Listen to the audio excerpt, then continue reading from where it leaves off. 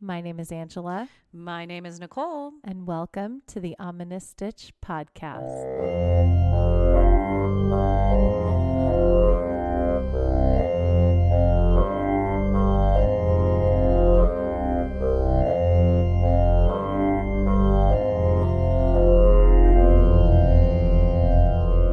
Hello, Stitchers. Hey, everybody. Welcome to another amazing episode of the Ominous Stitch podcast. Take a stitch. Amazing. How's everybody doing today? I hope everyone's doing great. I'm doing okay. How are you doing? Enjoying your summer? It's going so fast. It is going fast. My kids so we're in July now, and I think July 1st, my kids were like, the summer's almost over. I'm like, what are you talking about? This is your first month of no school because A school, full month. Yeah, the school ends like beginning of June-ish. Yep. For us here in sunny Southern California. Yep. And they're like, it's almost over. We're going to have to go back to school. I don't want to go to school. And then my oldest, of course, is like, I'm going to junior high. No. And yeah, we have scary. to do so much more stuff for the summer. I'm like, guys, calm down. Chill. It's We're summer. in the summer right now. Right. This is it. We're good. Don't let it go Enjoy by. it. I do that too, though. I tend to think ahead. Yeah. And I don't enjoy the present. And I'm like, gosh darn it, stop it. Be in the moment. Right. Enjoy the present. Zen. I get it though. Oh. But yeah, summer, man. It's just going so fast. It always does every year. And I think the older we get, the faster it goes too. Well, yeah, I think especially when you have kids and then they start hitting school, Mm-hmm. you're measuring your days by True. your years by the school year. Right. And then they just fly so fast. I don't So like fast. it. Oh, But summer's good. it's okay. Summer's fun. Yeah. What's got you in stitches, though? Oh, so this is a good one. Are you ready? I'm ready. We had a mom date. Yay!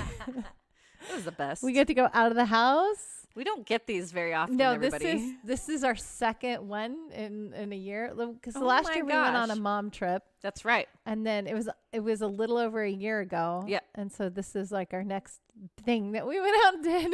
And it wasn't even like an overnight thing. It was like, let's go see a movie. Okay. We wanted to do some paranormal investigations, but it costs so much. Oh, it was really much expensive. money. So we passed on that, and instead we saw the movie that we're going to talk about movie time today. Yay! But so I never go out. My husband and I have been doing date nights recently, which is nice. Right. But my youngest, who is 8, was like, Mommy, I want to make you look pretty when you go out That's so with cute. Mrs. Hovland today. And I'm like, okay. And so she did my hair. She's so sweet. She loves that stuff, and I love that. Oh, she did my hair, and she gave me some jewelry. And, I rarely go out. And when your 8-year-old wants to do your hair, you just say, okay. Sure, and Mom. you go Yeah, with sure, it. baby. Let's do this. So I only had one ponytail, so that was nice. But it did have a lot of things in it. So I had I had a scrunchie on my wrist, but then I also had a scrunchie in my hair, and I had like a flowery thing on my scrunchie in my hair, and I think I had another ponytail. I just felt like I kept pulling things out of my hair. and then I had a headband that had a flower on it. You're so And, cute. It was yeah. like pink and frilly. Yeah, it was 8-year-old pretty. I so love it. yeah, and then I show up and I'm like, my daughter dressed me, and then Nicole First just starts thing. laughing. It was so cute though. First thing. I stayed that way the whole time. You did great. Yay! I was impressed. Yeah, I'm like, well, it's fine. I'm never gonna see any of these people again. But oh my gosh, have you guys been to the movies lately? Angela hasn't. We always watch things on streaming. Like we rarely go to a movie, and so we went to see the movie that we're going to talk about, and we were in a Prime theater. It's called Prime. This Prime? is new to me. I've never been into what's called a Prime theater. Oh my gosh, you guys, they are like full on lazy boys. I was texting my husband while I was in there. I'm like, I'm like in a lazy boy. It's a full on recliner chair. And Angela has not been to the movies in a big, while. uncomfortable, and you're just like reclining, and then the seats vibrate with what's happening with the movies. That's right. So that's pretty cool. I've been to theaters though. This is maybe why you've been so long. I've been to theaters where your seat reclines, but it also has a heat and cooling. What? Yes, it has heat and cooling. Movies are fancy, you guys. That's amazing. Like having a bar at a movie theater is a new thing for me. There was a bar at the movie theater. I was like, what? Yes. That's crazy. There's a movie theater in Simi Valley that I love where you get your food ordered and it delivers to you, right? So it's like what? They deliver your food? Yes. You can order from a menu. They deliver it to your seat. And some of them, the 21 and over, you can get your drinks delivered to your seat too. Yeah. That's crazy. Isn't that amazing? What? Yeah. I heard I live on the Mom Rock station that I listened to. Mom Rock. So the DJ was talking about how she goes to there's this one movie theater that's popular in like some Scandinavian country, but they're bringing it to the US where it's like a bed. What? It's not a recliner. You're in a bed. No, don't do with that covers to me. and pillows. No. And you can eat your popcorn. I will in fall the bed. asleep. I know. I'm like, I don't want to go I don't want to pay nap. money. I want to watch the movie. I don't want to pay, $20 for a movie because that's how much it costs now. I had to have a big soda to make sure that I wouldn't fall asleep because it was a movie at night. And I'm like, this is when I fall asleep. You imagine if you have a bed? I would not be awake. No. But like, I don't want to be in bed where other people were in bed. That's true. Like, do are they your change sheets? They're sheets. I know, but it's are like they a full-on changed bed. constantly? That's what I'm asking. Like, do they change the sheets between I don't the think movies? it's going to work in the U.S. Mm-mm. People are gross. Yeah. Ugh, and then you imagine couples. Ew. Ew. No. Yeah. Don't bring black lights to those movie theaters, guys. I think I'll pass on that one. But it was awesome. Thank you for the mom date. That was cool. So that's what has me in stitches. It was so fun. Yay! I'm so glad we got to go out. Me too. It was weird because usually when Angela and I hang out together, it's like, okay, podcast, kids, podcast, food, podcast. And it was like, so let's talk about something else besides. I know. And then I was like, talk about my kids. Well, it's your mom. You can't help it. I mean, that's what our lives center around our children. So much. It's fine. But what I think is hilarious, like when Nicole and I get together, we take moments where I'm like, this is what's going on with me. And I just like vent everything out on her. And then she turns around and vents everything out on me. And we kind of like go back and forth in the venting process before we're able to actually have a conversation together. Do you notice that we do that? We do that. We're good at that. And that's okay because that's our style. Yeah. I think it's the air sign things that we're both like, we have to orbit for a little bit before we can come and ground ourselves. And then, okay. It's like, this is on our mind. Yeah. But that's okay. Yeah. I like it. But we're like in sync with the orbit. Exactly. It doesn't annoy me that you do that. I don't think it annoys you. No, not at all. Because we're not talking to each other. We're just talking about things that are going on. Yeah. And then we come together and then we talk about things. But see, my air sign, my Gemini, I'm a talker. That's all we do. Yes. Like, we love to talk. So I don't care what you do. Go ahead, talk at me. Yeah, talk at me. That's fine. I will talk at you. Exactly. And then we will have a conversation. And then we'll together. actually. We're fun. Oh, I love it. It works. I love it. It was so much fun. So thank you for taking me Of course. out. That was so much fun. So what has you in stitches? Oh, it's another kid thing. I'm so sorry to those who don't have kids and they listen to us banter about our kids. But hey, this is what you get to look forward to if you ever do have kids. You don't have to. Or take this as your warning sign. Exactly. I was like, and if you don't have kids, hey, then you can live through us.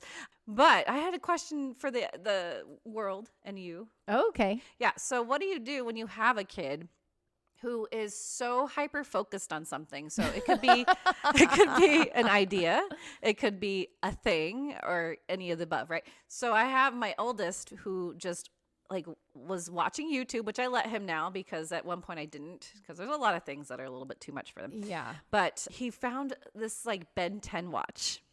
Ben 10. Which is Ben 10's old. Is it even that's not even making Ben 10 anymore, right? I don't think so. Right? Okay. Yeah. So he found this watch and he's like, I can play games on it and it looks really cool. Can I have it? I was like, oh, well, let's look at it later, maybe for Christmas. Because that's my answer always. Maybe for Christmas. Yeah, maybe for Christmas. So he was like so like in it that like right when we were reading before bedtime, which we do every day, is can we look for it? I'm like, fine. I looked on Amazon. Oh. Can't find it. Oh, good. Yes, that's good. I can't find it. Yeah. But then he's like, well, I want to look. You didn't let me look. I was like, fine, look a little bit. And then he's like, oh, I don't know. And it's non-existent. So he woke up and then, so he went to bed and he was bummed. Yeah. He woke up in the morning, was still bummed. I'm like, dude, sleep didn't let you go. Get over it. Yeah. So he's like, can I look on my computer? I'm like, fine, go look, right? So he looks and he's like, I found it. Like right away. I'm like, sure. I'm like, no, I know he didn't. So he's like, shows me. I'm like, no, honey, this is what we saw on Amazon. That's like $80 and it doesn't do anything. It doesn't do anything. It's like projects pictures. And I'm like, you're going to play with this for like a day and then you're going to leave it just like your other toys. But I really want it. I'm like, oh, no. So mom being the nice one, like I was like, you're a sucker for your kids. You're such a sucker. I spoiled, but I'm like, no. I said 10 days. Like, this is what I learned for adults too. I said, give it 10 days. And if you still really want it, we'll talk about it. Because that's what you're supposed to do as an adult, right? Like, if you really, really want something, give yourself 10 days. Don't give in to the impulse. No. See if you really want it. Yeah. Exactly. Because I'm impulsive. So I have to live by that too. That's where he gets this a little bit from. But so then he's still focused on it. And he writes a Christmas list. We're in July, people. He writes a Christmas list. And then his dad, my husband, comes out. And he's the one that puts his foot down. He's like, he just basically said what I said. You're never going to play with it again. You get focused on something. You're not going to want it. And he's like, oh, okay. And he's so bummed. He was so bummed. But like, what do you do with those kids? Like, how do you get them out of that? Like, how do you snap them out? They need to learn about disappointment. So it's okay. Right? He'll snap out of it eventually. So just be like, no. Yeah, just say no. Put your foot down and say no. And it sucks because if he's anything like my kids, they won't let it go. Right? And they're going to be bummed for days and they're just going to mope. And then you're going to get to a point where you're just going to want to say, fine, just stop. Like anything to stop. But they know that you're going to get to that point. So they will keep doing that mopey, like they're trying to get at you, right? Yeah, until you give in because they know that tears it works. at me. I hate it. I hate to see my kids sad. But like you said, it's a life lesson. It's a life lesson. Oh, those kids, man. He's not going to... My animals are fighting right now. They're cute. My dog thinks that it's her job to tell the cat what to do. And so... The cat was clawing on his scratching post. But it was making noise. And so Rosie's like, good stop podcasting it. dog. You're a good dog. She's going to come back to the couch to lay down. Come on. Thanks, Rosie. But yeah, so it's funny. My oldest is like that. Maybe he gets a little bit from me, that impulsive side. But then it's so hard to like, because it's hard. Yeah. I know he's not going to play with it. Yeah. No, he's not. Like once. It's not going to be as awesome as what he's built it up in his head. Right. Thanks YouTube. Thanks ads. Stupid YouTube. They always make things like super awesome. Right. It's their job to make toys look amazing, and then they are nothing like that in reality. But I think I blame YouTube and the unboxing stupid videos. Oh, the unboxing it's like videos. so fancy and new, and you unbox it and you're so excited. But then at the end of the day, that's the excitement is the unboxing. Right. That's all they want. They don't want the toys. They just want the excitement of unboxing it and getting something. Yeah. Do your kids do this? Because mine do this. They act like they're in one of those unboxing videos anytime they open anything. Really? And they describe what they're opening and they talk about it and they're like, oh my gosh, you guys, this is blah, blah, blah, blah, while they're opening it. Yeah. You're not ridiculous. On a hidden camera. You're not on YouTube. Yeah. But that's the world that they are growing up in. Crazy? That people talk like that when they're doing, or gaming. Yes, I was going to say, my husband's playing a video game. They talk through it. My oldest just narrates the whole time. And we're like, stop. He's like, okay. And then he keeps doing it. Yeah, because they can't that's what they hear. When they're watching these gamers game, they're hearing them just, oh my gosh, you guys. Yes. And they're like, oh, can you believe it? This is so OP. Oh my gosh, this is so OP. And right? Yes, you're right. It's crazy. Different generation. Yes. Man, I feel old. Well, I got 5 years on you, so you're do. not that old. No, those 5 years probably went by just as fast, right? I don't think that I am 45, turning 46 this year. I think that I'm somewhere maybe in my 30s. That's mentally. But it's so weird because I was like looking back, I was like, oh, when did that happen? I'm like, oh crap, that was like 30 years ago. Isn't that crazy? It's so weird. I don't like it. I learned to drive 30 years ago. Wow. It's so weird. My oldest was asking me, because she's 12, she's turning 13 and going into junior high. And she's like, man, I don't think that I'm that old. And I'm like, well, honey, I'm like 45 and I don't think that I'm that old. I think I'm, Do you remember 30s. When you were her age too, and looking at your parents who were that age? They were old. They were old to you. Yeah, they were old. And now, I'm older than they were, right? Yep. So, I mean, I think my mom was 30 when she had me, and I was 32, 33 when I had my oldest. So, yeah, it was Oh, weird. Man, we're old. Anyway, kids. Listen to us whine. Well, if you guys want to whine to us, you can too. Yes, you can. You can always email us at theominousstitch@gmail.com and let us know what have your kids been doing that drive you nuts. Or you can even tell us if you don't have kids. How's life? Yeah, we want to hear from you. Just talk to us. Yeah. Okay. All right. Well, should we dive into this week's episode? So I have a really cute stitch. I know you do. I think it's super cute. I want to do it. It's very summery. Yes. And it's pretty easy too. Is it? Yeah, there's You a always couple say little that. quirky things to it, but most it's pretty easy. As long as you explain it to me. I will explain it in depth, in detail, and probably over-explain because that's what I do. I need it. I need it. Okay, so are we ready to get stitching? Yeah. Let's get stitching.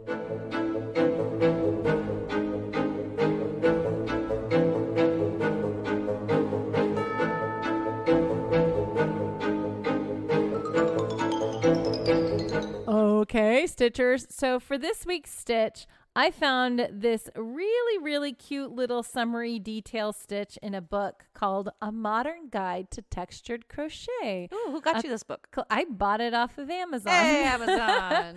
For apparently $22. So it's a collection of wonderfully tactile stitches by Lee Sartori. I've pulled things from this book before. Yeah. So this is from her little summer collection. It's called the ice cream cone stitch. And so basically you're making like a little relief pattern of ice cream cones. And what made me think about this stitch and how cute it is it's on the back cover of her wonderful little book. She made a bag using this stitch, and it's so cute. Adorable. Isn't that cute? Such a cute little stitch. So it's just ice cream cones. You can make your ice cream cones whatever color you want. And basically the pitfalls that you run into when you're doing this is keeping your yarn from tangling because you are working with multiple colors. And so that's the fun part. I can't do two. How am I supposed to do more than two? That's the fun part. And you will have lots of tails to weave in at the end. Yay. If you want to. I think that if you can make a project using this relief pattern in the round, you're going to be saving yourself so many more tails that you won't have to sew in at the end. That's because smart. If you're doing line by line, you really do have to cut at the end of the line because it is a one-sided pattern. So the back side will show the yarn going across where you're not using it. It's like cross-stitching. The color change. Yes, it's like cross-stitching. All your mistakes are going to be buried in the back. Yeah. It is a one-sided thing. So, if you want to have less tails, try to figure out how to make this into a pattern in the round. So if you were making like a basket or something, you just keep going around and around. Smart. Does that make sense? Yeah. So, or a bag, you can do a bag in the round that way too. Right. I was going to say. It's really cute. So the ice cream cone stitch, you have however many colors you want, but you want to have a base color, which for me is this like mint. It's actually called mint. So it's a really pretty kind of like light turquoisey color. It's mint. It's mint. And then you're going to use like a color for the cone, a brown, a beige, something like that in the cone family. Yeah. And then you can get creative in your ice cream color. So I just went with strawberry. So I chose a really fun little bright pink because it's very summery. Love it. Pink. So the main stitch that you're going to be working with in this is a single crochet. That's going to be your background is your single crocheting. So it's not going to work up very fast because you're only gaining a single crochet height the whole time that you're doing it. But the pattern is really fun. So the repeat works in, I believe it is multiples of 5. Yeah. So it's multiples of 5, and then you're going to do +3 at the end. So for my little sample, and we will also hopefully get this pattern in there too. But for my little sample, I did 23 because it's a multiple of 5, 20 +3 at the end. So I chained 23 and then single crocheted my way back, starting in the second chain from the hook, So it's 22 stitches long. So you do a couple rows of single crochet, and then you start with the base of the cone. And the base of the cone, you're going to single crochet. Basically, it's 3 single crochets, and then you're going to do 2 doubles in 1 stitch with your cone color. And then you're going to do 4 single crochets and then 2 double crochets in your cone color, and then single crochets. You can carry the color change across the back because, again, it is a one-sided thing. So you can keep carrying the color change. Always make sure that when you're working with 2 different color yarns, you're going to put 1 yarn to one side and 1 yarn to the other side, or 1 yarn to the front and 1 yarn to the back, so that you aren't getting them tangled when you're flipping back and forth. It can get tricky. So, just kind of be aware of it. And again, I'm cutting my yarn as soon as I finish the row, because you're going to start back, because it's a one-sided pattern. You're always going to start that same color going the same way across. So it's easier to just cut it and start over with the next row rather than try to bring it all the way back, because it's not a return pattern. You're not going to work that color going the opposite way, because the opposite way when you're doing the wrong side is basically just a single crochet to get you back to working on the right side again. Does that make sense? Yep. So the main thing is remembering that when you're changing colors, you don't finish the stitch all the way in the color that you're working in. You're going to pick up the new color to finish that stitch before you do that next color. I learned that the hard way. I forget all the time, and I'm constantly having to back out of stitches. Because you forget, right? Because you forget. Yep. You're like, no, I got to back out and change colors. So my 2 biggest tips with this is making sure that you are keeping 1 yarn to the front and 1 yarn to the back, or 1 yarn on each side, so that you aren't crossing the yarn and you aren't getting yourself in a tangled mess. Don't do it. Don't do it. And then just making sure that you remember that, this is where I change colors. So don't finish the stitch, pick up the new color to change, and then, go on to the next one. The stitches are really simple. You're working with mostly single crochets. Then you have some double crochets. You're going to do a couple front post double crochets, which we've talked about before on this podcast.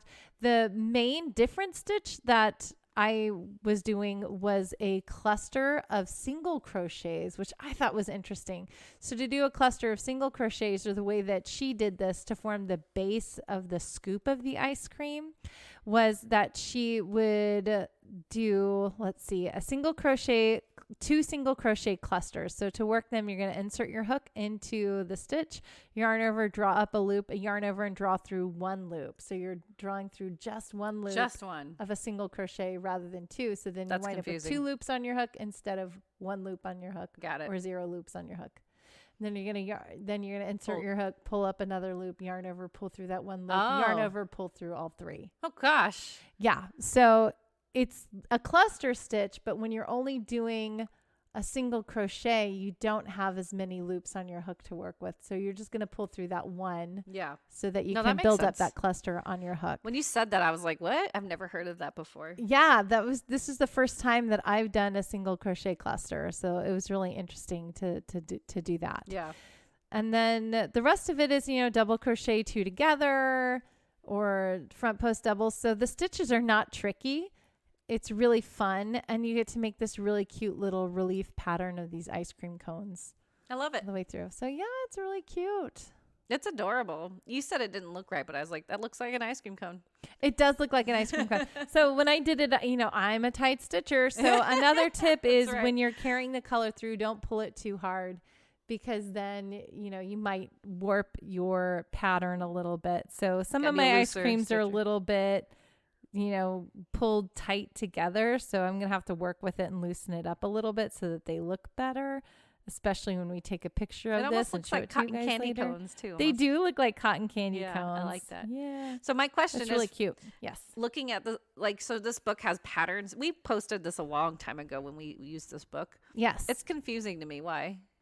The patterns? Yeah. Like how this or looks. the charts? The charts. Well, okay. So this is actually a really cool chart, because it does give you a chart key so that you can see when you're chaining, which are these ovals. Those are all chaining, which is true. And it's taking you back and forth like this. So it's right-handed. So that must be confusing to you. Because we, as lefties, we crochet the other way. Right. Just the same way how we write. Right. So we're so you have to kind of flip it in your mind. Yeah. Flip it in your mind. But the crosses are single crochet. And then the double, when it has a double like that, double crochet. So, I mean, they have a key to show you when you're going to do this. Front post double, the hook, because you're hooking around the double crochet from the row below. And then this is a chain space where you're doing 2 double crochets in that chain space. Does that make sense? Sort of. When you're looking at it as a big blob, you're like, that makes no sense. See, but if you're going row by row, you'll see, okay, this is a row of double right here. So it's single, single, double, double in the stitch from the row below, single, single, right? Single, single, single. Oh, we're going to double crochet around the one from below. Then we're going to do 2 double crochets into this space. Interesting. It makes sense. Okay. But if you can't follow the chart, they do the pattern and step by that's step. how, isn't it funny? Like brains are so different. Like I'm sure some people look at this chart and they're like, I got it. Yeah. I don't. But when I'm looking at how they explain it, it's like, oh, I can do that. Yeah. That's easier. It's weird. I just can't, I don't know. I can't see it. Yeah. That's weird. But that's cool. Yeah. Well, they have it, both ways. So if you are a visual person and you can read charts, they have the chart. If you need to read it, step-by-step instructions are right here. This is a really great book, and it's filled with super awesome ideas, and you get to do a lot of textured, fun patterns, and that's a good summer pretty simple. Yes, this is a good summer one. Ice cream cones. Ice cream. Because who doesn't like ice cream in the summer? Man, I like ice cream anytime. But yeah. Well, thanks, Angela. You're welcome. So that's today's stitch. I'm excited for story time. Do you even know what story time is? I have yet? no idea. That's why I'm so excited. It's going to be so fun. All right. It's story time. Story time.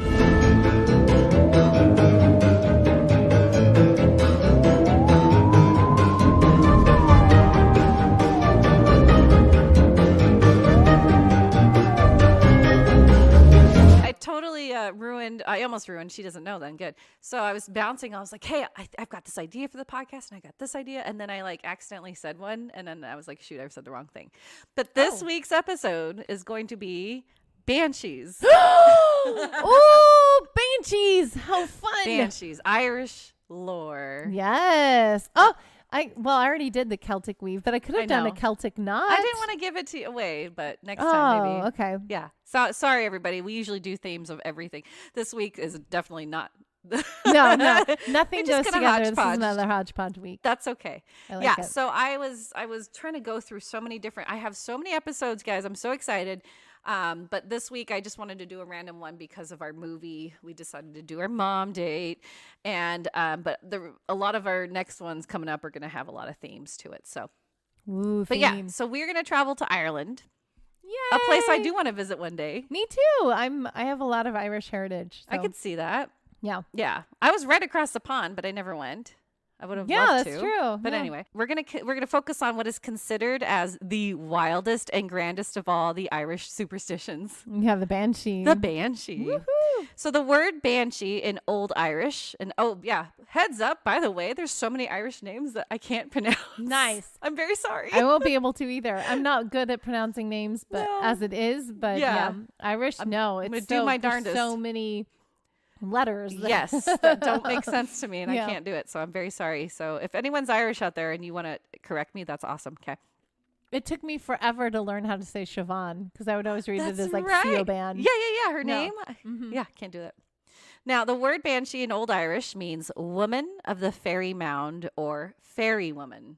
Because fairies are such a big role. They're not all good. Yeah, no. And that's something probably we'll dive into. Mischievous fairies. Yes. Yeah, no, not good. So she is known, though, as a harbinger of death for a family member, usually by screaming, wailing, shrieking, or keening.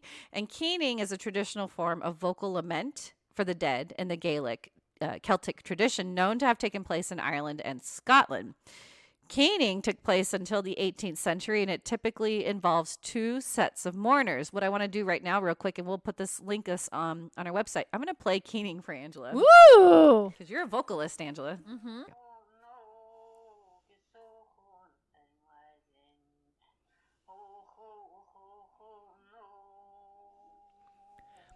That's really interesting because it sounds very much like Native Americans when they're mourning. They'll do a song like that too. Mm-hmm. They tie in. Interesting. Mm-hmm. Wow. All these really ancient peoples have a lot of similarities to them. It's really cool. So that's keen. And there's a picture too.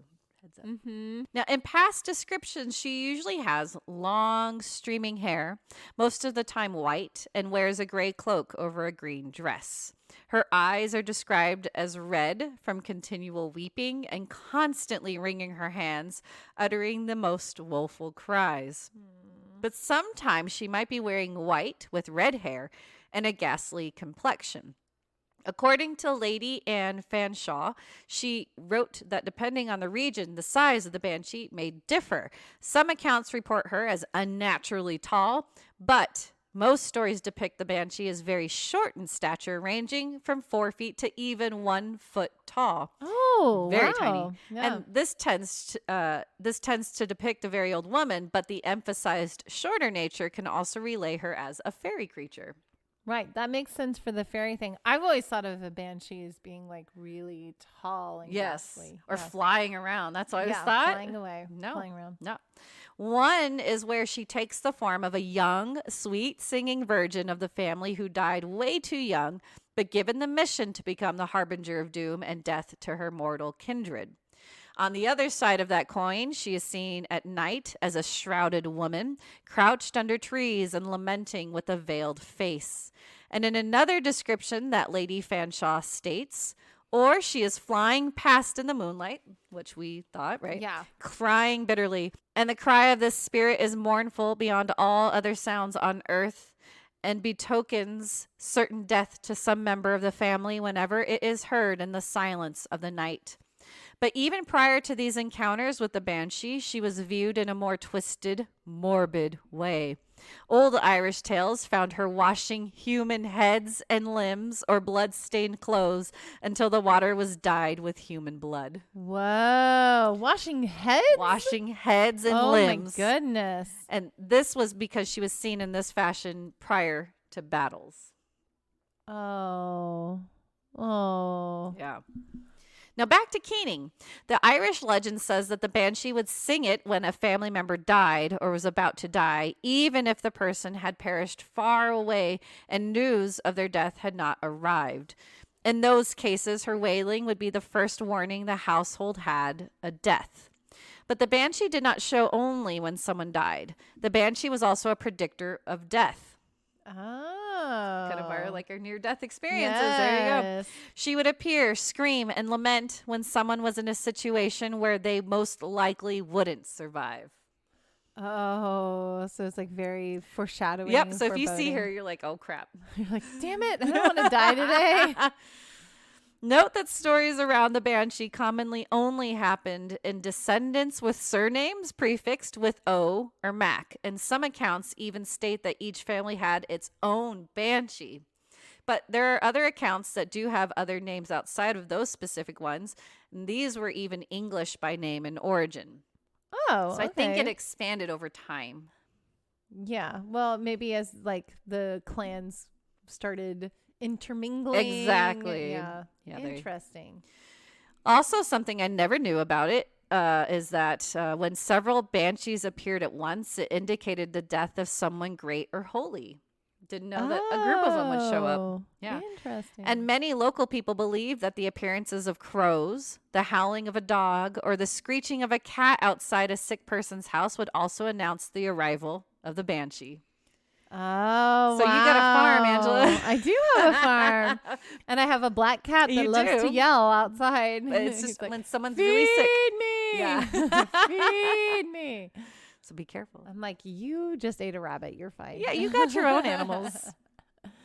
Now, where and when banshees started is actually unknown, but the first banshee that was ever written or told about that we can find was in the 11th century. Oh, wow. Yeah. The kingly house of O'Brien was said to have the banshee Abehill attached to them, who haunted the rock of Craglia above Killahoe. I hope I said that right.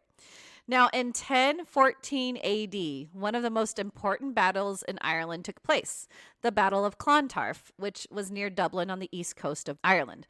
This was important in that the battle came to be seen as an event that freed the Irish from foreign domination. The Irish army was led by Brian Boru, High King of Ireland, and they were fighting the Norse-Irish alliance as well as a Viking army. The battle lasted from sunrise to sunset, and the Viking Leinster armies panicked, collapsed, and retreated. Oh. Hey.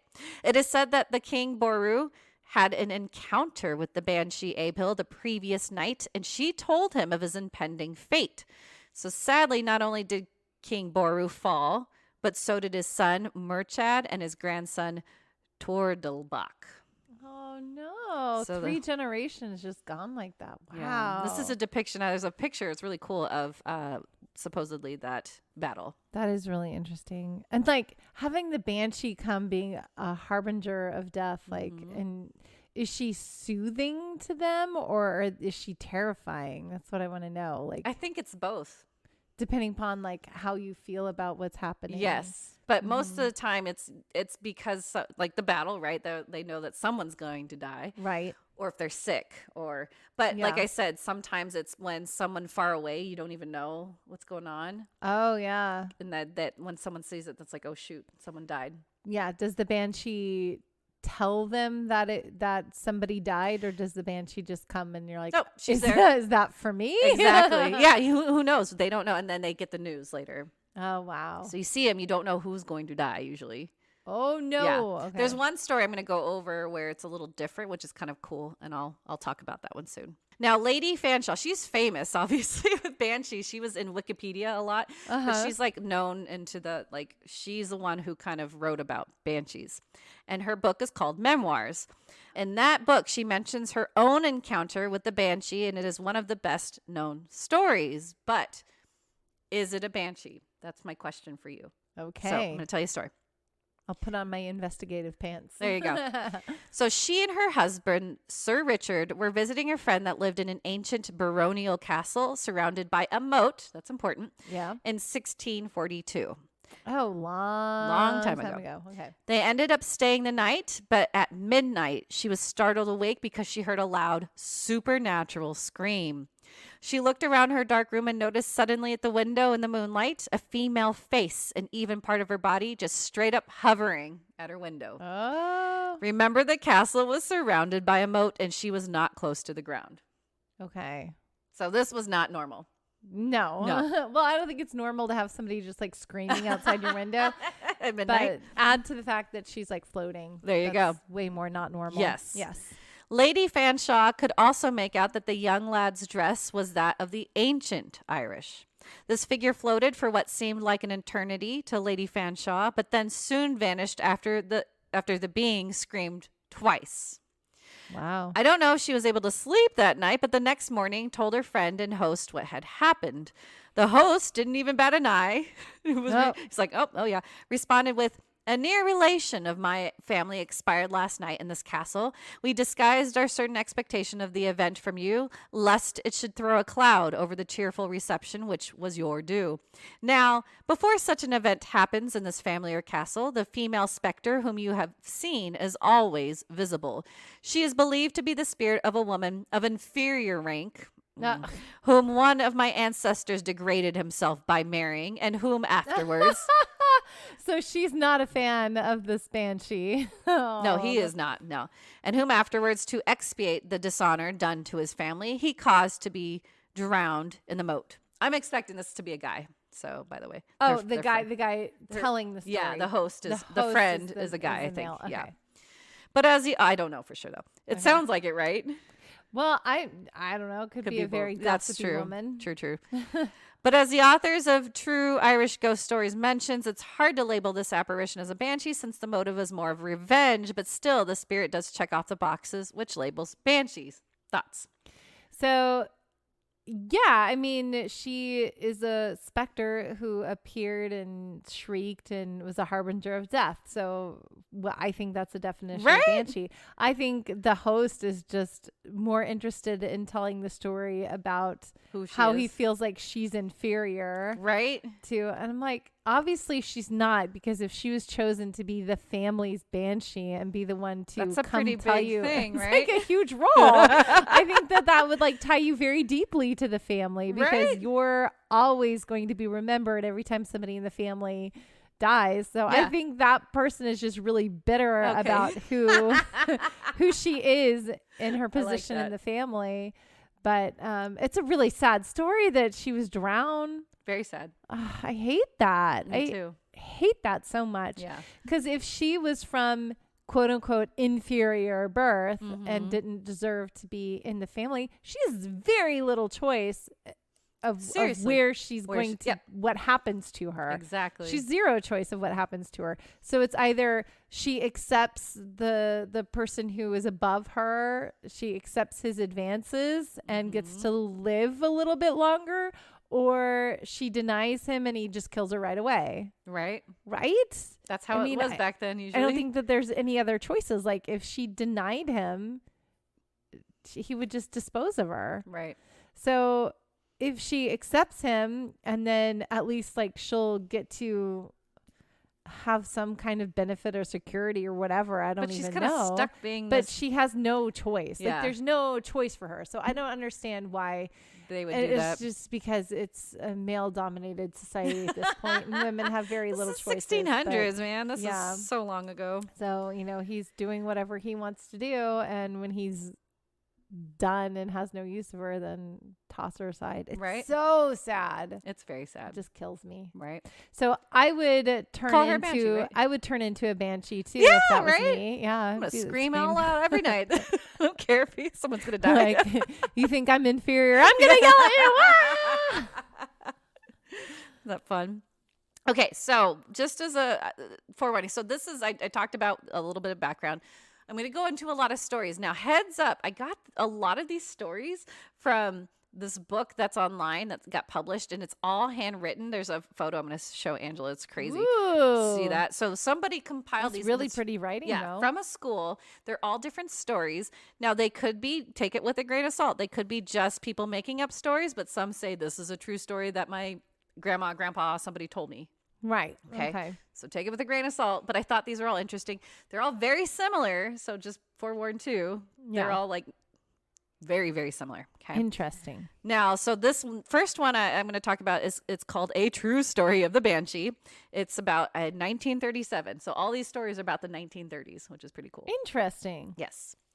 All right. Between 15 and 20 years ago, a lady by the name of Miss Dunphy N.T. Irishtown heard the banshee. Okay. Nicole talking again.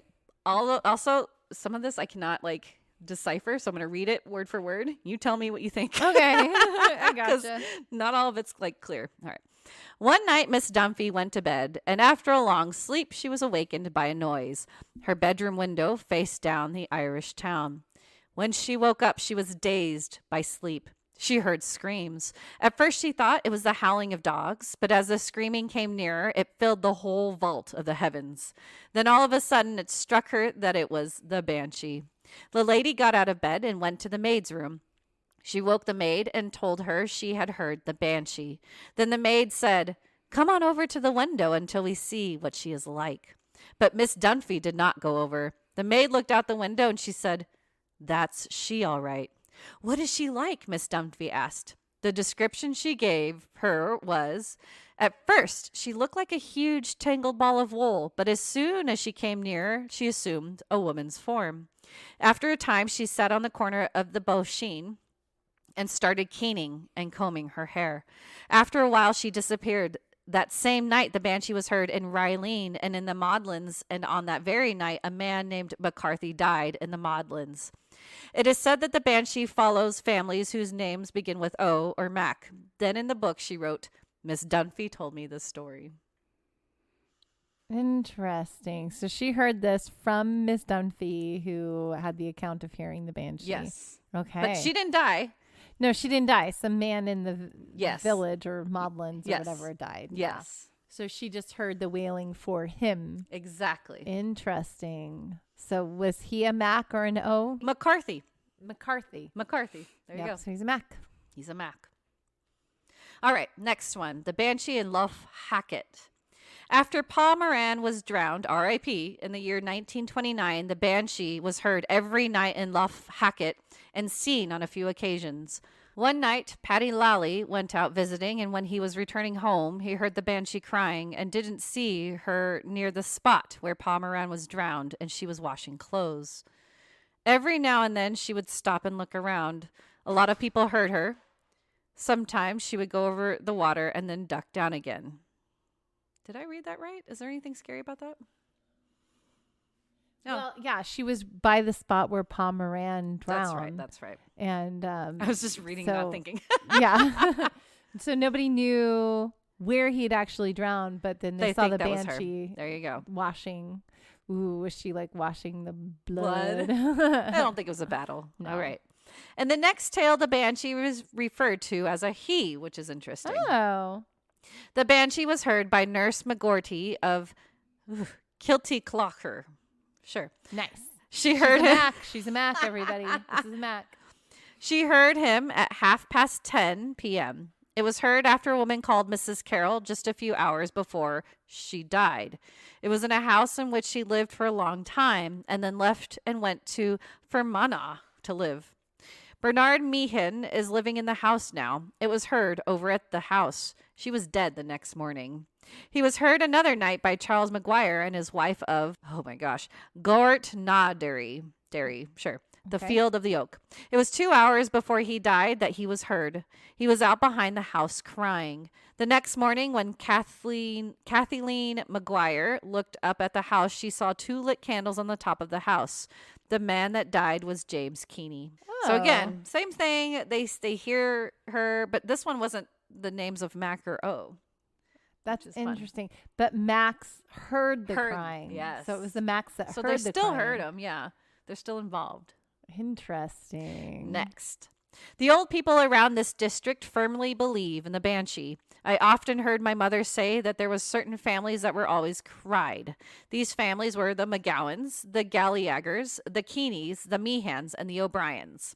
I heard my father say that he and an uncle of his heard the Banshee crying one night just before an old Keeney woman died. A McGowan lad lived beside us. He had a sister married down near Derry-Gonolly, Fernanda. Oh my gosh, sorry guys. Before the sister died, the story goes that they heard the Banshee. I also heard other people saying that they heard the Banshee, and it always foretold the death of some person. I had a strange personal experience in this connection. On the night of the 14th of March, 1919, the time of the big flu epidemic, my sister and I went out at 10 o'clock to get some turf to rake the fire. Suddenly, we heard a most unearthly cry. It started about a mile away from us and ran along the ground for about half a mile away from us and ran along the ground for about a half a mile. Then it began to ascend and went up, up, up, getting fainter as it went until it dies away in the sky. We never heard anything so weird and concluded that it must be the Banshee. We went home and told our people that we heard a Banshee. They laughed at us. It happened that our next door neighbor, Mrs. D, whose maiden name was Galligan, took the flu that night and was dead that day week. Wow. Interesting. So I like the description of hearing the sound travel. That was really cool. So they heard it far away and then it traveled toward them and then went up.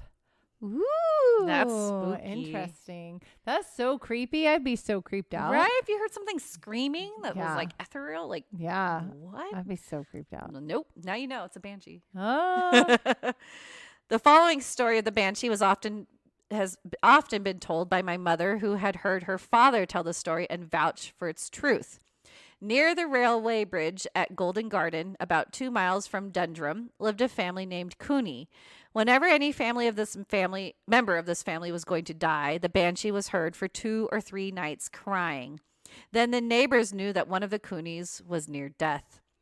A nephew of Tom Cooney, the owner of the farm named Pierce Whalen, was going to America, and the uncle walked with him along the railway line to Dundrum Station to see him off. My grandfather, who was a boy of 15 doesn't even say at the time, I'm guessing, was fencing near the railway line with his father as they passed, and Pierce paused to bid them goodbye. When the two men had passed out of sight, my grandfather was startled to hear a woman crying and clapping her hands in a small grove about 100 yards away. She kept saying over and over in a sobbing voice, "Don't go, Pierce Whalen, or you will be drowned." Oh, no.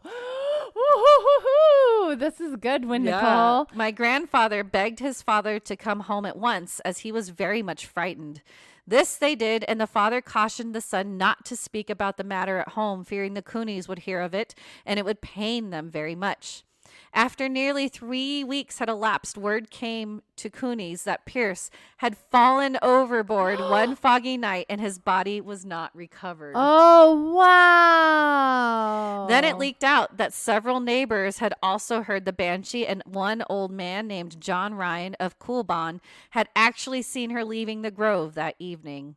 There are still 3 families of Coonies in Golden Garden, and about 15 years ago, one of them died, and all the people living near heard the banshee distinctly crying and clapping her hands along the bank of the Maltine River. My uncles were in bed and got up to listen to her about 11:30 o'clock. Another family named English living in Golden Garden was said to have the banshee following them. Oh, no. In this case, the person was actually dead when the banshee was heard. My mother was at Tom English's wake with her uncle and a neighbor when the crying started around the house, and nobody left the house until daybreak as the people were terrified. Yeah. This happened 25 years ago. Wow. But okay.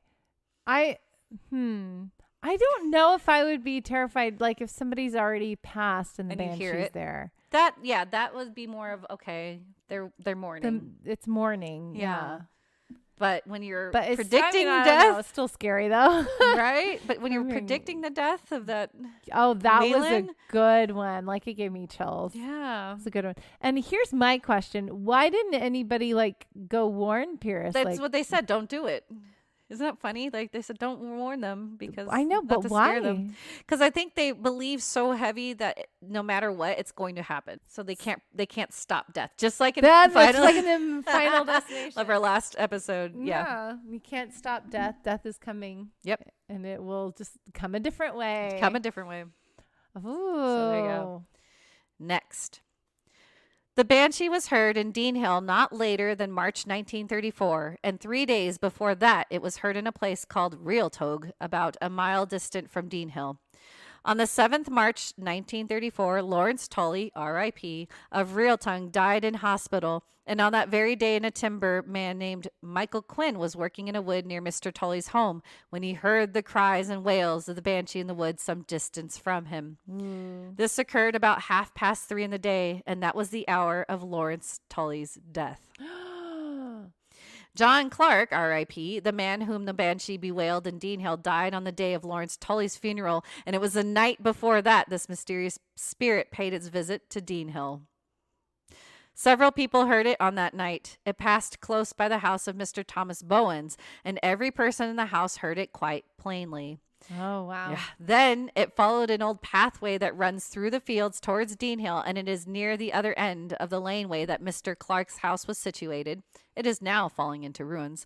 It is stated that it went round the farm belonging to him too. All the continual heart-rending sobs and piercing wails could be heard, and there is no one who heard it who was not greatly frightened. People who heard it say that it fills one with terror and dread, and that when one hears the first loud shriek, it is enough to rise one off the ground. This was not the banshee's first visit to Dean Hill, however. About 6 or 7 years ago, Johnny McKenna, R.I.P., another inhabitant of this locality, is said to have been haunted by the banshee at the time of his death. Also, he lived near John Clark. This was heard and written down by May Fennelly, Smithstone, Hayes, Nevin, whose people have lived here over 100 years. Oh, wow. See, so it's crazy Yeah. because these people are just passing down what they've heard from and seen back then too. Yeah. Yeah. And it's interesting because like, it's not just one person they're collecting several people that have heard it. They've got lots of witnesses. Book. Yeah. Yeah. Here's a short one. This is a true story. Ah. Mary Leonard of Sheepstown, Delvin, was working in Clonmellon. One night at about 8 o'clock, she had to go out to get some coal. When she went out to where the coal was, she heard strange crying, and she thought it was some children. She went in and told the priest she worked in his house. The priest went out, and when he heard the crying, he said, "That's the Banshee." Then they went in, and no sooner were they in than a wire came to say that the priest's mother was dead. The people said the Banshee came to warn him about his mother. Oh, that's so. Okay, this is kind of reminding me of La Llorona, but it's like a little bit different because La Llorona is way scarier. She's way scarier because she drowns a kid. Yeah, she's going to try to kill you. Yeah, she's going to try to kill you. The Banshee isn't trying to kill you. She's just like mourning and letting you know. She's either letting you know, hey, it's your turn. Or somebody that you know has died. She's kind of like the right-hand man of death. Yeah. She's like ringing the bell and letting the town crier of death. Pretty much, yeah. Like, hey, what's up? Yeah. This is what's happening. She's the Paul Revere. And this is, and I want to tell because I feel like Banshees in like modern cinema or, film or TV or anything makes the Banshee more of like, I'm coming after you, right? Yeah. The Banshees are coming after you like they're evil. Yeah. They're the ones that are going to kill you. But that's not what they do. They're an omen. Yes. Yeah. They're scary, but but it's an omen. Try to she's kill not you. Going to hurt you. Yeah, she's not the one after you. Yeah. Next, there was a family living in Killiney called Casey's and the Bean Sidhe. So their word for Banshee was also, I can't even say it right, Bean. It's Sidhe. Okay. But that's another term they called for Banshee. Was said to cry after every person of that family. One evening, they were all weeding in a bog near a big hole called the Pol Rua, and the Banshee began to cry and walk around and around the bog, and they all heard her, but one of the girls, and they wondered why she could not hear her. This is a variation. That was the girl that was going to die. But that evening, she was washing her hands at the Pol Rua when she fell in and was drowned. Oh, it is said that the person that the Banshee is crying for can never hear her.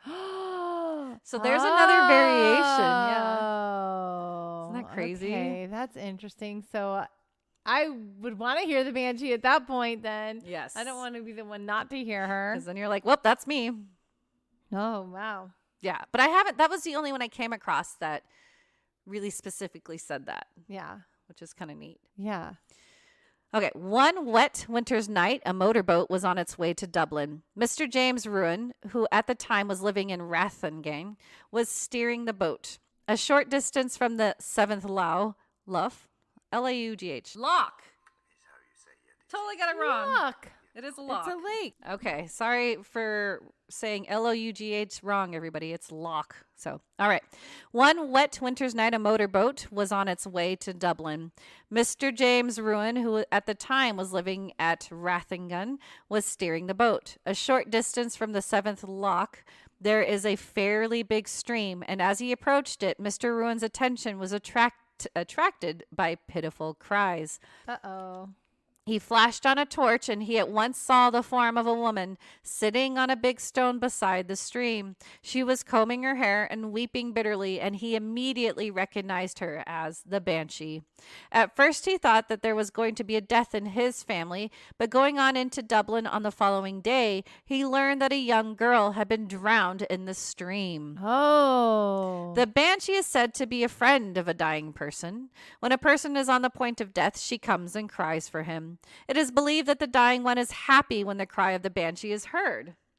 Oh, okay. Because then they know that I'm going to get some relief soon. Yes, probably. See, so the other one they couldn't hear, but this one they can. So that's why it varies. This story was told to me by Mrs. Brigid Behan, aged about 68 years, New Street, Rathangan, as she heard it from Mr. James Ruin. So there you go. So he heard the Banshee and knew that someone had died. But it wasn't related. So there you go. Interesting. Next. The Banshee is said to have been heard on the Loch Road about 10 years ago when a woman was dying. It was heard moaning outside under the window and was so loud that everyone around heard it. That night, the woman, Miss McConnell, died. The Banshee follows this family. 3 knocks came to the window last night, Tuesday, 10th of January. Mr. McConnell is ill now. Of course, he is over 90 years of age. So pause real quick. So people say that when they hear these knocks, sometimes that is also accompanied by the Banshee.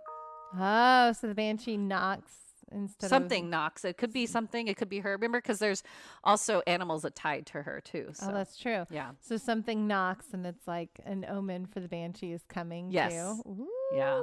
Interesting. Knocks. It was after 2:00 when a knock came to the door of a house in Mount Joseph's Hill. Everybody was asleep at the time, but with such a clear, loud knock, everybody was soon awake. Of course, the man of the house, Mr. Rogers, Mount Joseph's Hill, Lucan, got up when he heard the knock, but when he opened the door, he could not see anyone. He thought then that the person who had been knocking had gone round to the back door, but no.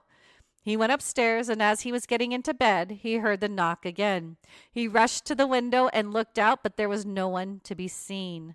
Then, as he getting into bed again, he heard the same knock for the 3rd time. He realized then what it all meant and cried out to his wife, "Chris is dead." The next morning, he received a telegram which said, "Chris is dead, come." His sister had been ill, but he did not think she was going to die. Oh, wow. Her name was Mrs. Dugan, and she lived at St. Luke's Villa, Alexander Road, Cork, about 20th September, 24 years ago. This is, of course, is the truth and was certainly not imagined. Oh, interesting. There was a dog in Lucan once owned by Mrs. Daniels, and every house he would howl outside of, someone would die in that house. Oh. If he wanted to howl outside a certain house, no one could put him away. The people did not like him and sent him to the city where he was shot. Oh, poor puppy. Of course they don't like him because, like, get away from my house. I don't want to dog. die. I don't want to die. Yeah. That was about 20 years ago. Everybody looked on him as a bad omen. So that was tied to the. So he's the like Banshee. a Grimm. Yes. Yeah. Next, the Banshee, 3rd December 1937. The Banshee is still believed in without doubt. I don't mean that every person believes in her, but a very great many do.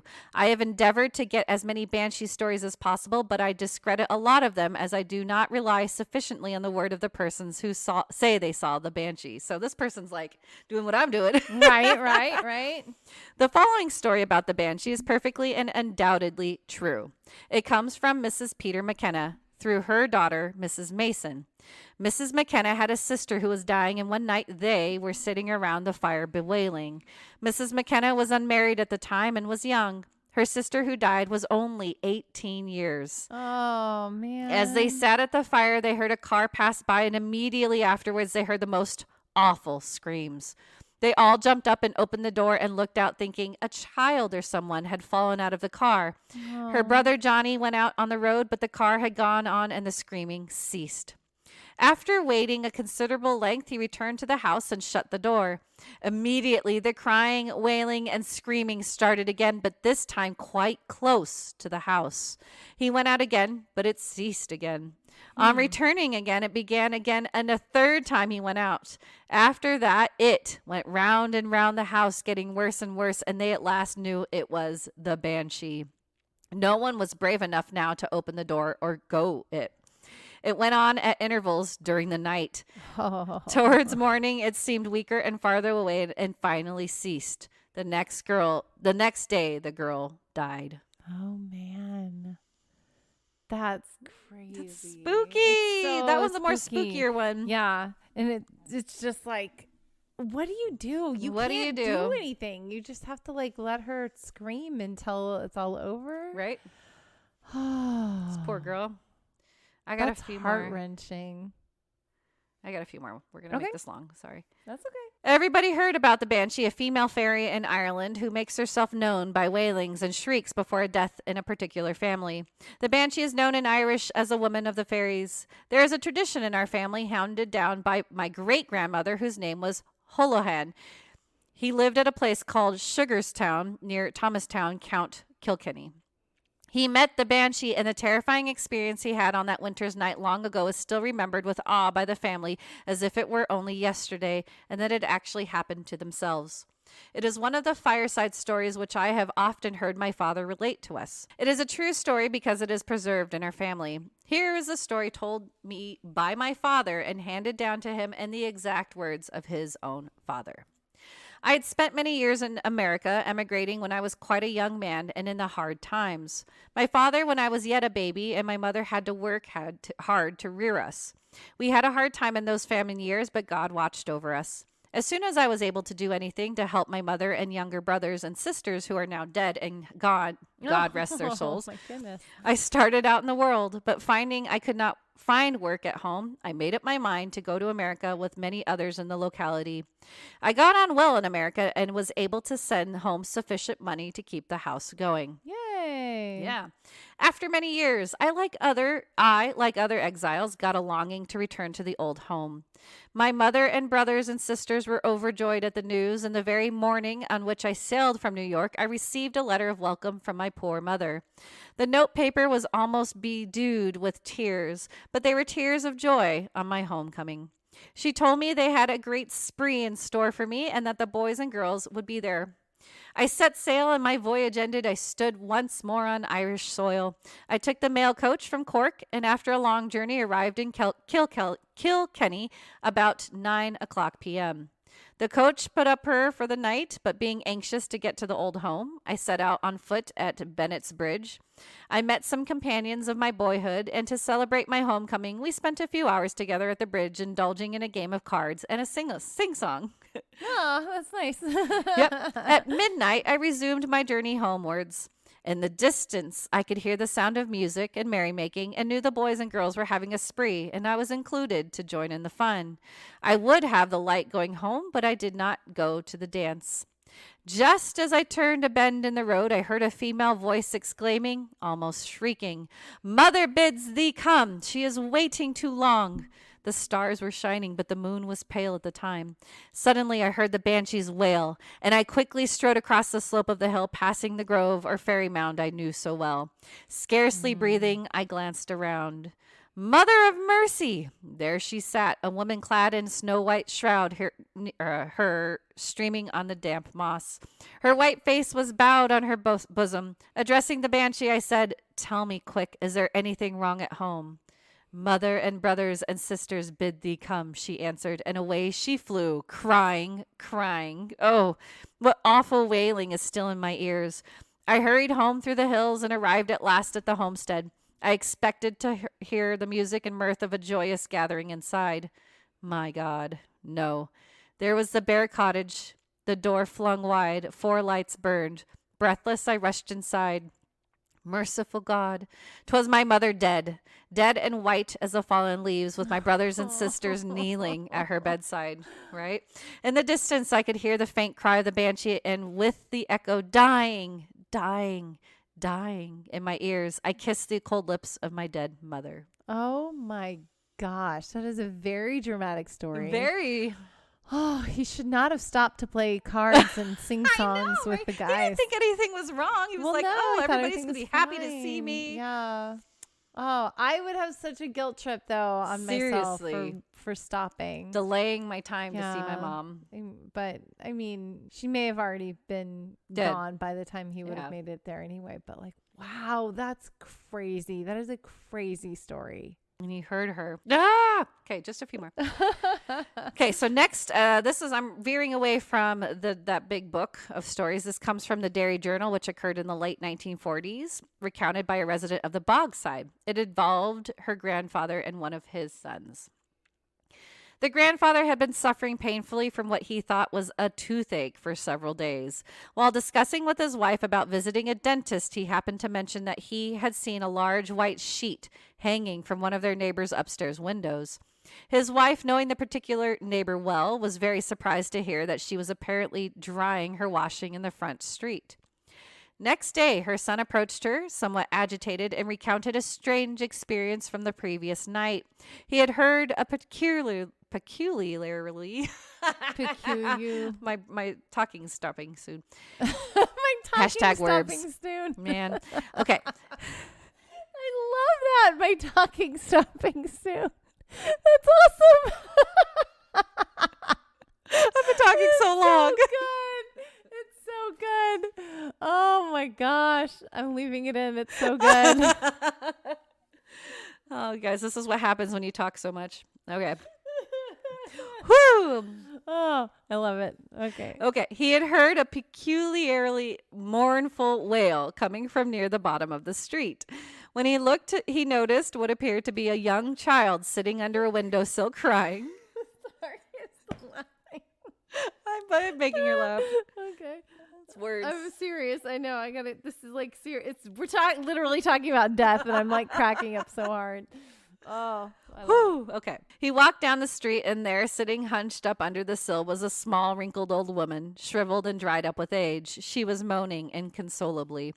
He put out his hand to her, but she immediately shied away, stood up, and ran off. He was startled by how her small, childlike figure contrasted so horrifically with her grotesque appearance. He was convinced he had seen a banshee, and urged his mother to get a doctor to examine his father straight away.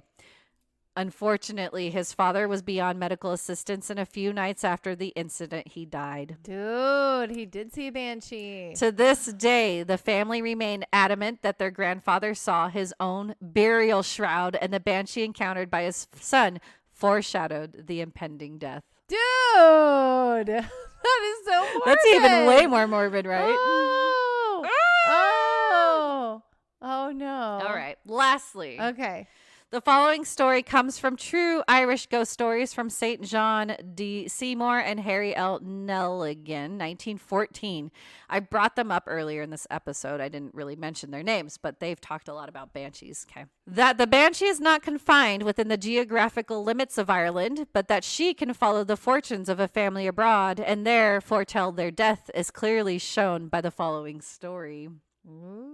A party of visitors were gathered together on the deck of a private yacht on one of the Italian lakes, and during a lull in the conversation, one of them, a colonel, said to the owner, "Count, who's that queer-looking woman you have on board?" Uh-oh. The count replied that there was nobody except the ladies present and the stewardess, but the speaker protested that he was correct, and suddenly, with a scream of horror, he placed his hands before his eyes and exclaimed, "Oh, my God, what a face!" For some time he was overcome with terror, and at length reluctantly looked up and cried, "Thank heavens, it's gone." "What was it?" asked the count. "Nothing human," replied the colonel. "Nothing belonging to this world. It was a woman of no earthly type, with a queer-shaped gleaming face, a mass of red hair, and eyes that would have been beautiful but for their expression, which was hellish. She had on a green hood after the fashion of an Irish peasant." An American lady present suggested that the description tallied with that of the banshee, upon which the count said, "I am an O'Neill. At last I am descendant from one. My family name is, as you know, Neilsini, which little more than a century ago was O'Neill. Wow. My great-grandfather served in the Irish Brigade, and on its dissolution at the time of the French Revolution had the good fortune to escape the general massacre of officers, and in company with an O'Brien and a Maguire fled across the frontier and settled in Italy. On his death, his son, who had been born in Italy and was far more Italian than Irish, changed his name to Neilsini, by which name the family has been known ever since, but for all that we are Irish." "The banshee was yours then," ejaculated the colonel. "What exactly does it mean?" "It means," the count replied solemnly, "the death of someone very nearly associated with me. Pray heaven it is not my wife or daughter." On that score, however, his anxiety was speedily removed, for within 2 hours he was seized with a violent attack of angina pectoris and died before morning. Oh, it was him. It was him. Woo! That's a... That's a creepy picture. Also, I like the word that you ejaculate. I didn't say that. He did. I was just repeating those words, guys. Oh, so funny. So funny. But that picture, man, you have to. Yeah, I will upload that one. It is creepy. Yeah, someone drew that. I have to find who did it. But yeah. That banshee looks scary, man. Yeah, that's what I would not want to encounter. No. So banshees, man, it's so fascinating that I was able to like research and go, okay, my stereotype of banshees is totally out the window. Yeah, I was thinking about it. I think I got my stereotype of banshees from Scooby-Doo. Yes. I knew it because that's where I thought of it too. Right, because they always had that. Yes. And she's like flying, and she's wearing black, and she's like tattered. Red hair, and she's all white and tattered. Yeah, and flying at you and screaming. Yeah, Scooby-Doo. Stupid Scooby-Doo. But yeah, I'm so glad I got to read about. And you know what's crazy is that I think one of my other favorite podcasts, I think it's called Real Ghost Stories, and it used to be 2 Irish people that did it. Her husband sadly passed away, but it's just her doing it now. And she's very Irish, and she's cool. I'm sorry, she was Irish and her husband was English. But she talked about Banshees at one point, and I just loved it. And her stories about Irish lore, because she's from there, is so cool. Yeah. So check it out, Real Ghost Stories. But that's what kind of prompted me. I was like, I want to do Banshees. Yeah, that was really cool. Yeah. I'm fascinated by them, and I like want to hear one, but then I also don't. No, as long as it's not connected to my family. Right. My Irish heritage, we were Dargans. Oh, so okay. I think you're okay. I think we're okay. And then I think something else. Fitzgerald's. Interesting. So yeah. I don't think I have any Irish blood. I want to do a DNA test just to double check. But I think I'm more Welsh, so I'm more English. Yes. On my dad's side, and then obviously full Filipino on the other side. Yeah. But yeah, I don't think I have an Irish, so I don't think I have anything to worry about. Yeah. But still, it's pretty crazy, right? It is crazy. Yeah. Woo! All right. If you guys have any stories about Banshees, we want to hear about them. You can email us at theominous@gmail.com. You can also see any of our notes from this episode or any previous episodes if you go over to podbean.com and search the Ominous Stitch podcast. You can read any of our show notes, see any pictures, get any links that we use. There's also a fun little button in the upper right-hand corner that you can click that says Become a Patron. And if you so choose, you can become a patron of our wonderful little podcast. Support us. Yay! We will make you things. We will give you shout-outs. There are patron-only episodes that you can also enjoy if you can't get enough of us. Yeah, please. Yeah, that was fascinating. What a fun episode. That was really fun. So we still have one more thing to do. Which is exciting. I know. This is really fun. Are we ready for movie time? Yes. Yes, it's movie time.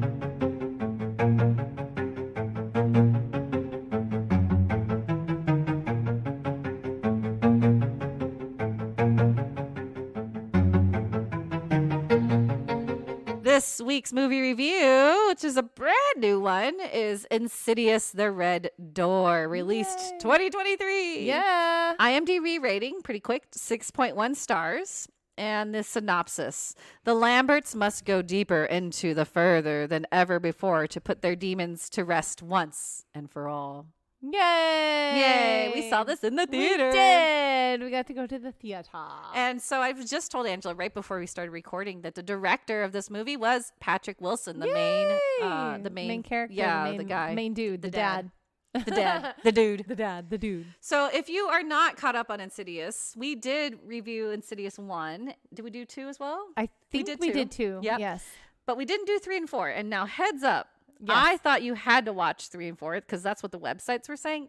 You did not have to watch 3 and 4. I don't think you have to, because I think 3 follows Elise. Yes. And Elise, as 4 does too. Oh, 3 and 4 follow Elise. So she shows up a little bit in this movie, but it's not about her. It's about the original family. Exactly. So spoiler alerts though, before we go on. Sorry, I should have said this. We're probably going to ruin the movie. Oh, do you not want to do it? We'll see. Okay, we won't ruin the movie. We'll try not to ruin the movie. Because it's so brand new. Still go see it, though. I enjoyed this one. I thought it was really, really sweet. Now, okay, here's what I'm going to say about this. Okay. It's really a love story from a father to a son.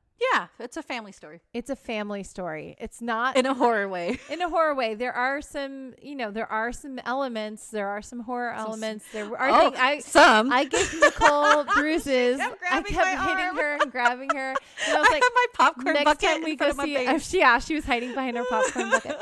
The next time we go see a scary movie together, I'm like, you're gonna have to wear padding on your arm because I'm just gonna hit you the whole time. But yeah, so it was still, there were still a lot of jump scares and a lot of things that get you. But the main point of it was actually just a really beautiful story about a family finding their way back to each other and a father and son discovering their love together. It was sweet. Yeah. And my dog is like, sorry we're if you talking hear about if you hear love, and now she's all happy. Yeah, she's all in my face. She's yeah, so cute. she's over here with Nicole smiling at her and getting loves. You're so cute. I love you too. Yeah, no, it was funny. There were tons of places where I was like, nope. I kept saying nope. Because there are some spooky elements. But yeah, it really just follows this transition, because if you remember from the second movie, this is not a spoiler alert, they try to erase their memories of what happened. Yeah, and that's where this movie starts. It starts with that scene of them trying to erase their memories, because in the second movie, the father like tries to kill the family. Exactly. It's not him. He's possessed by a demonish spirit. Yeah. But yeah, he's possessed by a serial killer at that point. So he wants to kill them. But so they decide that the best course is to erase their memories of the events, so that he can't go back or can't astral project anymore too. Yeah. Both of them. Neither of them can astral project. They have no idea they have that ability. Right. And they have no recollection or idea of what had happened. So so that's the first scene that happens. And then you flash forward, 9 years? 10 years. You flash forward 10 years after that. And Dalton is all grown up. He's going to college. Was it a trip to see him grown up? Yes. That was a trip to me. I was like, oh my gosh, who are you? Yeah. I thought the younger boy was Dalton. And then I was like, well, who's talking? And then I was like, oh, that's Dalton. That's crazy. I'm like, well, I guess it makes sense if it's 10 years later. Yeah. He's gonna be going to school. Yeah. And it's him. That's amazing. I thought that was cool. Oh, that's the same guy? Yes. The same kid? Yes. Oh, you I didn't realize that. Yeah. Oh, that's awesome. Ty Simpkins. I thought they hired a different actor. Nope, that was him. Oh, isn't that good? Love it. All full circle. Yeah, it's so good. He's also in Iron Man 3. He's the little kid. Do you remember him in Iron Man 3? In Iron Man 3? Where he's like, Tony breaks into a house and it's his. Oh, yeah. That's him too. Aww. See, there you go. I love that. Yep. Full circle. So that was him. I think those are the other two kids too. Yeah. So that's same so cast. Cool. I love that they did that. That's so cool. But yeah, you're right though. So it's him, and you don't know. Oh well, should we ruin kind of a little bit more? So Dalton is going off to art college. school. Yeah. He's going to discover. Well, he is an artist, and it's really cool because this is one of the things that I loved about when we saw Insidious the first time, and you're going through and you see all the drawings. Yes, and all that stuff. He still draws. He loves to draw, and so that's what the credits are doing, are taking his drawings from childhood and then aging him up the 10 years later, and you see how good his art has gotten. So he's going to art school, and I love his roommate. His roommate is Chris. Chris. She, what is her name? Sinclair Daniel. Yeah, she's awesome. She did great. I love her so much. I love that. Can you tell that was Shania Twain? It's so fun. That's a good reference. She's awesome. So she provides the comic relief, and then the two sidekicks for Elise, they make a brief appearance. Yeah, that was cute too. I that like was fun. that. So it's a love story to the Insidious franchise. Yep. It's a love story to this family, and seeing them come full circle and come back to each other. It's really interesting because those 10 years really did put so much lot strain. Of changes, a lot of strain. So they thought it was going to be a fix, and obviously it wasn't a fix. No, it ruined it almost because they just felt like part of them was missing, and the dad just couldn't be there for them. He couldn't be there because he had no cognitive connection with the family. Right. Because to him, doing all that astral projection was what made them close together. Exactly. And now he has no connection to them. So it severed a lot of things. So it was really interesting. Yeah. And I won't spoil anymore, but there's a cool tie-in with why everything happens. There's a reason for everything. It resolves the whole thing. This really could be a trilogy of just those three movies. Those three. Yeah. And that's nice. It's a beautiful story to see how they come full circle. Right. I think it's wonderful. And like the moral of the whole thing is, don't hide it, shove it down, or put it aside. Remember it, talk about it, honor it, go through it. Yeah. Don't forget and that's how you get to grow and move past things. You can't shove it down and put it away. True. So I think that was a beautiful message. No, I loved this movie. You're so cute, because when I came home and I had to think about it, my only gripe was that it took so long for any of the horror to happen. Yeah, it's not a horror movie. No, it really isn't. I wouldn't look at it. I mean, there's a lot of creepy things. There's horror elements. But it's, I would not categorize. I almost wouldn't categorize it as a horror movie. Like I know. That's why I think that's why I love it. Probably. And I'm like, so beautiful. Because they touched on the horror part aspect of it. Maybe like it felt like 10 minutes. It was a long movie. How long was it? Was 2 hours. Yeah, about 2 hours. But they didn't do like... The horror stuff moves quickly. It moves so quickly, and it's the same things and pretty much. And it's not the focus. Well, yeah, because it's astral projection. You know the further. Right, but it goes back to the further, but it doesn't stay in the further very long. Like you're in there for like, what, 10 minutes maybe? But it's probably a lot longer than 10 minutes, but it just doesn't feel like it's they move that quickly because it moves very quickly. That part of the story moves fast. It fast. just like went so fast, and then you're like, that's it. And then you're like done. The main part of the story is them discovering that they know what the further is. Right. And then they jump into it so quickly. There's nobody else involved. It's like just them. I mean, the girl, the roommate was a little bit, but like it was just so fast for me. And I was like, I want more horror. I want more scary stuff. It's not a horror movie. No. It's a love story about a family coming back together. Yeah. There are a lot of scary things. There are a lot of things that are going to make you jump. There's a lot of like waiting because you know something's going to happen in this moment. He delays things. The way he filmed those horror parts, he like pushed the envelope. I was like, it's going to happen now. It's going to happen now. Yeah. And I'm like waiting and like trying to cover my eyes. I'm like, wait, nope, nothing happened. And then all of a sudden it does it, you know? He gets an MRI or yes, right? And that I forgot to tell my husband about that. I need to remind him about that scene. Oh man. But anyway, there's some creepy things, but as a horror movie in general, it's not really a horror movie. Yeah. It's a wonderful, beautiful way to wrap up this trilogy. Exactly. I thought it was a beautiful story. Look at you. I liked it a lot. Oh, good. It was very sweet. It was very sweet. And it was nice to like get that shared combined when you're in a theater, it's very different watching a scary movie. Very different because you have to focus on it. and well, you have to focus on it, but like everybody is having that shared experience. Yes. So like I understand why people go see horror films. There you go. Because the whole theater jumps and then you hear everybody laughing. And then your seat vibrates. Like, yeah, that was cool. I was like, seat vibrating. If you can watch this in a Prime theater, it's worth that experience. That was pretty cool. Because there is one moment with the heartbeats, the heart monitor. Yeah, that was so cool. That was a cool moment. Yeah, I like that. Yeah, so I like that. Well, how many stitches would you give it? I'm gonna give this one like an 8. Okay. I loved it. I thought it was very sweet. That is sweet. Okay, as a horror movie buff though, for me, it's gonna be low. I know. It's gonna be like a 6.5. I'm gonna match IMDb. Yeah, match IMDb. Yeah. Still good. There's a lot of good horror elements, but just like I came out going, okay, I'm glad I saw it in a theater, but if I didn't see it in a theater and I saw it at home, I think I'd be a little more bored. Probably. Right? Yeah. So darn it. But I loved it in the theater. I'm glad I got to see it with you. We had fun. Yeah. Like you were like, ooh. Nicole makes a lot of noises and I just hit. Yeah. I'm like, Nicole. She's like, ooh, no. I just kept like, nope. It's so fun. I love what if the people sitting next to us was like, these girls are annoying.